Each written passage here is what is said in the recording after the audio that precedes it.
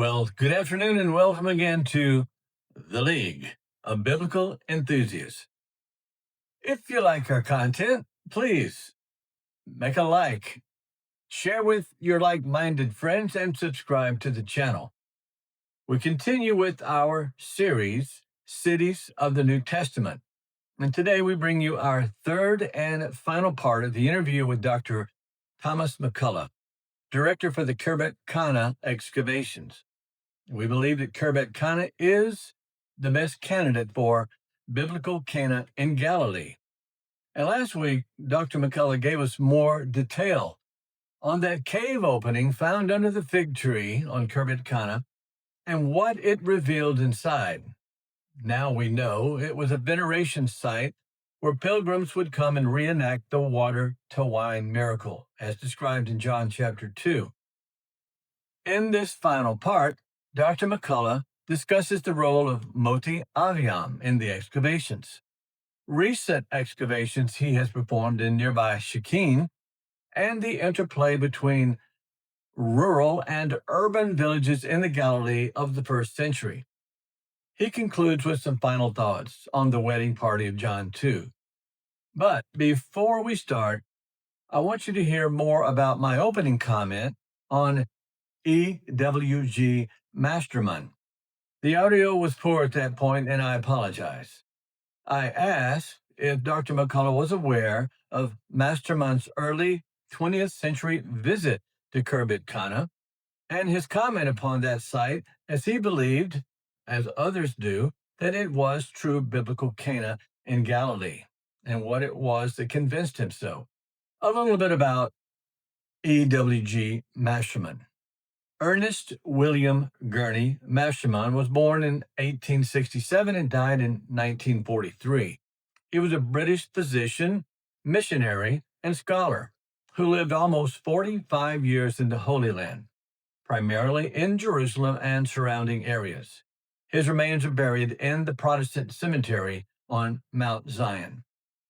He was actively involved with the Palestine Exploration Fund and served as honorary secretary in Palestine and later honorary general secretary of the fund.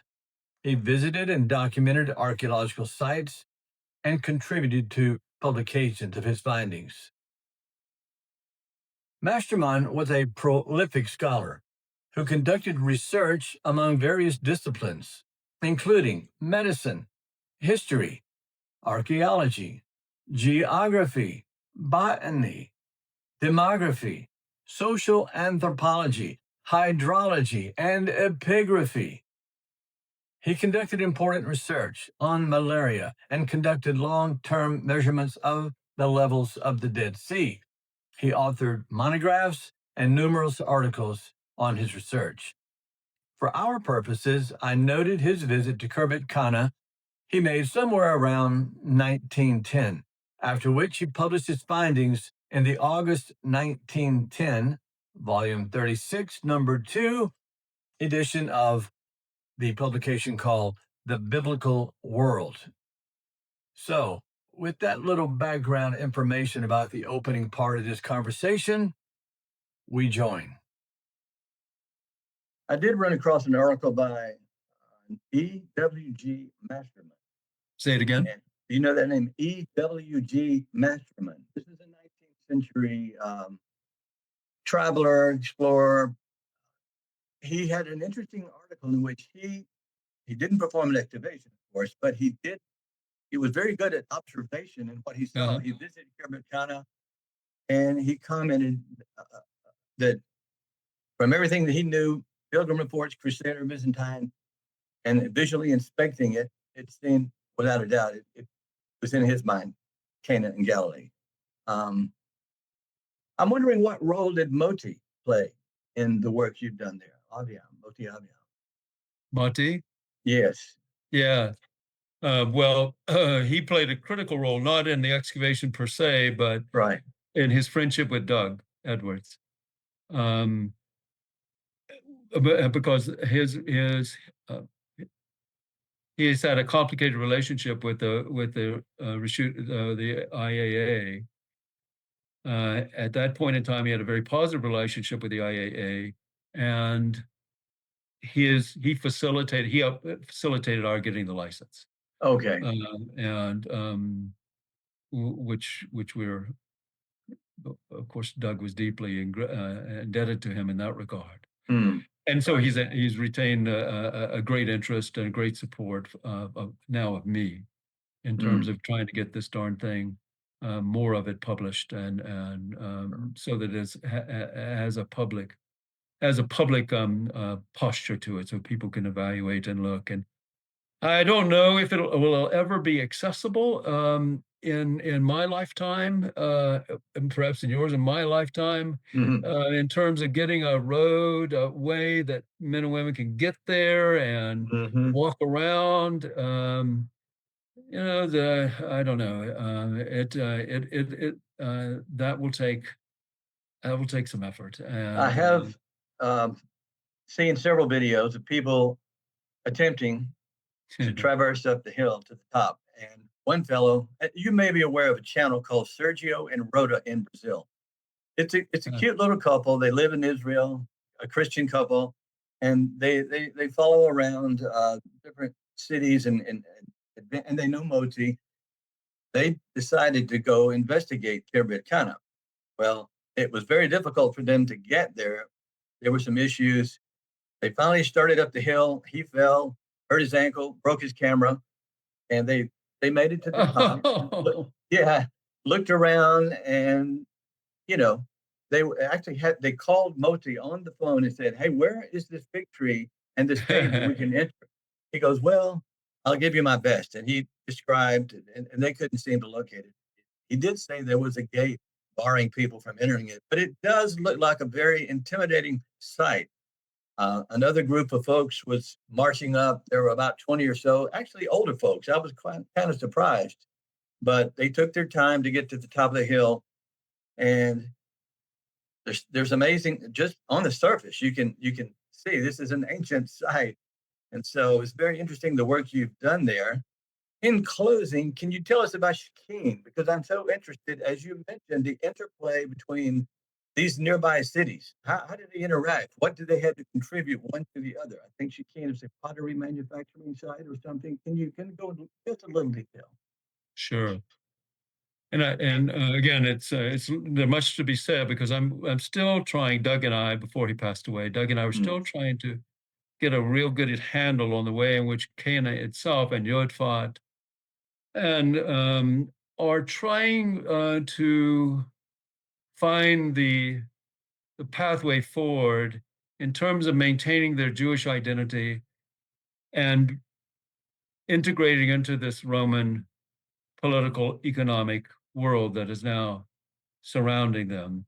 mm, I'll just give you one example. I was trying to test that, and then I'll come to Shikhin in just a second. sure. I'm trying to test that in terms of Khirbet Qana. In terms of our coin finds, we only have 10, well, less than that. 8% of our coin finds are Roman and city coins. Everything else is Hasmonean.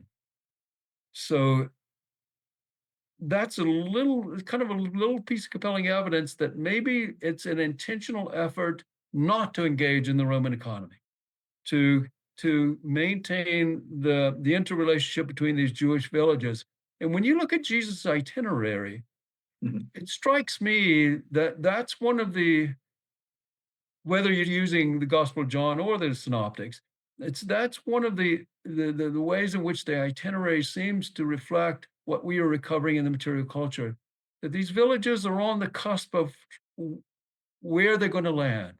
Are they going to become part of this new world? Or are they going to retain their commitment to their Jewish identity and what that might mean in terms of the coming of the kingdom of God?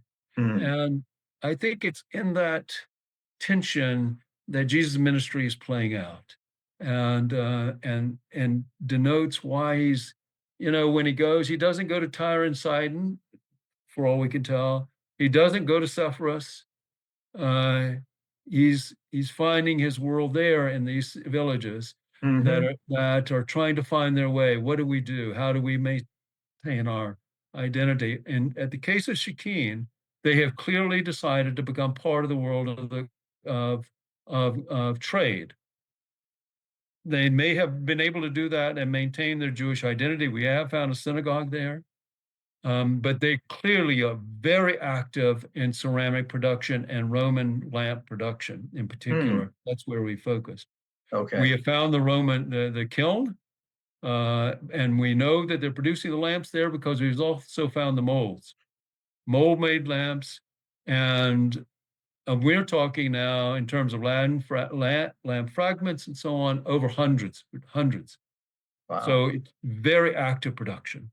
Hmm. And what we were doing this season that we got shortened is we were going to begin testing, which has already been done somewhat, testing for the clay in other villages who have recovered lamps. They didn't quite know where to see if we can do a distribution map by Hmm. way of fingerprinting the clay because we have fingerprinted the clay at Shikhin, Okay. and then getting samples from these other places and saying, can we test your fragments? But there's Right. no question this little village. Here's an interesting question that you can go scratch your head on because Hmm. our ancient technologist, E.W.G, who's a brilliant man, Hmm. asked us a question one day in the field. He said, "How long can you use a Roman lamp?" And I went, "Well, I kind of presumed they were like for years." But of course, that's silly. Of course, you couldn't. And because they're going to crack, they're under intense pressure to some extent. They're even though they've been fired, you're lighting a fire in them every day. And he says, Right. I think they're only about a couple weeks. Hmm. Well, That is I think that's too short, but I think you got to keep reproducing, keep replacing them. And this little village clearly is bought in that market. They're also producing lamps that are clearly addressing this new wave of refugees. That is, after the fall of the temple, there's obviously a significant movement of men and women from the south to the north, Mhm. and it looks as if they bring their aesthetic with them, as one would expect. Um, and they use a particular kind of lamp, this Herodian nozzle. Right. We now, because we have the molds, know they're imitating it, Hmm. and Wow. it looks as if they got it. They've got this whole new market. And they went, oh, well, this is the kind. And the other thing we've now discovered, and we just published, is they are imitating what used to be called ETS, this fine ware that was imported and had this beautiful red slip on it, and sometimes a black slip, kind of like English fine bone china. And Hmm. so it's called slipped ware, but it was all imported. But the imports, for reasons, supply and other reasons, stop about 2 decades into the first century. Hmm. But other excavations were still finding them in third, fourth century. Guess who was making them? Or at least some of them. We now have evidence that this little village learned how to do the slip, so they could imitate these imported wares. Wow. And those who wanted this kind of sophisticated, pretty beautiful ware, Hmm. they could fill that market. So let me just say, just to give you some language. So I think that at this point, in terms of village-urban interaction, we Yes. have evidence both of a kind of intentional alienation, kind of we are not going to be part of this urbanized market, at least up until the second century, Mhm. and other evidence of symbiotic relationship. Oh, great, here's a market, and we're going to change, our village from an agricultural village to something else. We're just going to become something else. So Okay. some villages really took advantage of their opportunity and became Mhm. part of that larger. Now, maybe they were able to balance that by saying, and the wealth that we are going to gain, we're going to build a synagogue. We're going to, but as a way to retain our identity. But Mhm. but both of those, so far, you can see both of those kinds of models in terms of the evidence we have at this point, kind of Mhm. playing out. Wow. Yeah. So many things come to my mind. At Ella Raj, was there a military presence there of any size? And I don't, you know, this man loves our people. He built a synagogue for us. What's that all about? Yeah. Anyway, Yeah. another day, another. Well, you know, in Cana, in John 2, there's a nobleman, right? Right. That Mhm. asks for a healing miracle. Exactly. And And in the Gospel of John, there's a wine steward or something like that right. that suggests, you know, some wealth or some consequence, Mhm. if you can take it, depending on how you read the text. I'm thinking the wedding party must have been of some size. If Yeah, Jesus, his mother, all of his disciples at the time were there, and that's not even the immediate party, I suppose. Who knows whose wedding was it? yeah, And yeah, yeah. The so text is so ambivalent there. It's yeah. very difficult. Yeah. So But here's wedding. what I can say is Mhm. the village we've recovered could have readily hosted, in terms of their wealth and their thriving Jewish village, could Mhm. have hosted a celebration of some consequence. I mean, it's not one of the, again, a peasant village of no consequence. Gerald Sloyan, in his commentary on the Gospel of John, said Cana is a village of no consequence. And Mm. I love to quote him for that, to say, no, that's not really the case. It's a Exactly. village that we have to take more seriously in that regard. Well, thank you so much for joining us today. Wish you all the best in future work you're doing. Look forward to hearing more. I'll try to keep up with you online. I do hope that this interview has been informative and entertaining to some extent. Interesting to say the least, but the many things that Dr. McCollough has found and interpretations made of Khirbet Qana, and it's believed to be the Biblical Cana in Galilee. Our plan is to bring more interviews like this to your attention from scholars across various disciplines in the biblical studies. Until then, please subscribe to the channel. Keep curious. Don't be satisfied with consensus opinions just because they happen to be, at the time, consensus opinions. We may bring an episode your way talking about how many consensus opinions that have been held for a long time have been overturned. Nonetheless, make your own informed judgment. We do our best to bring to you in each episode links to scholarly books, scholarly articles, journal articles, papers, interviews with principals involved, videos, and so on and so forth, and not from just one point of view. Consider all voices, all opinions, do your own research, consider the relevant material, make an informed judgment.